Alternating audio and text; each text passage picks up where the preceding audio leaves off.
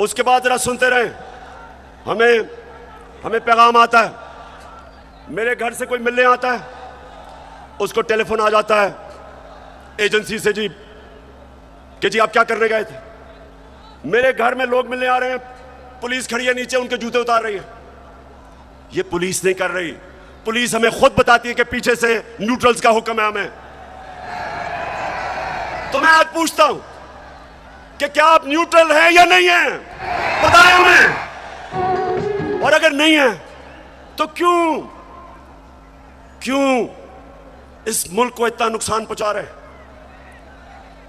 अगर इन लोगों के साथ आपने खड़ा होना है तो क्या आपका ख्याल है कि जो कौम 30 साल से इनको चोर समझती है, वो क्योंकि आप आज इनके साथ खड़े हैं, वो इनको पाक कर देगी, वो मान जाएगी कि ये नहीं, चोर नहीं है।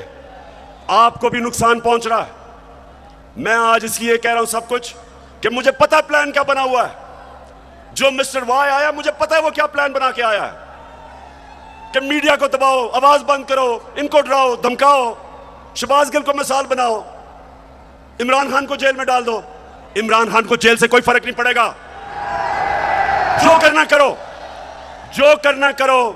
मैं अपनी कौम के सामने सारी कौम को इकट्ठा करूंगा, और अगर ये जो डिस्क्वालीफाई कर रहे हैं जी, फंडिंग केस या फलाना केस, जो भी आप करेंगे आप अपनी कौम को नुकसान पहुंचाएंगे। क्यों? क्योंकि सबसे बड़ी पाकिस्तान में इस वक्त नेशनल लेवल पे फेडरल पार्टी तहरीक एक ही है, तहरीक इंसाफ।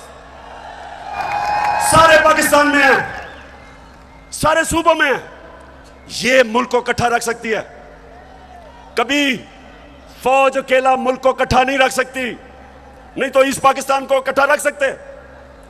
पॉलिटिकल पार्टी जो सारे मुल्क में इंसानों को इकट्ठा करती है, वो मुल्क को मजबूत रखती है। उस पार्टी को कमजोर करने का मतलब पाकिस्तान को कमजोर करना है। और अगर आप इसी पार्टी को दीवार से लगा देंगे, जो आप इस वक्त प्लान बना हुआ है, मैं आपको यकीन दिला रहा हूं कि यहां श्रीलंका वाला हाल होने वाला है। अभी तो हम आइन और कानून के बीच में चल रहे हैं।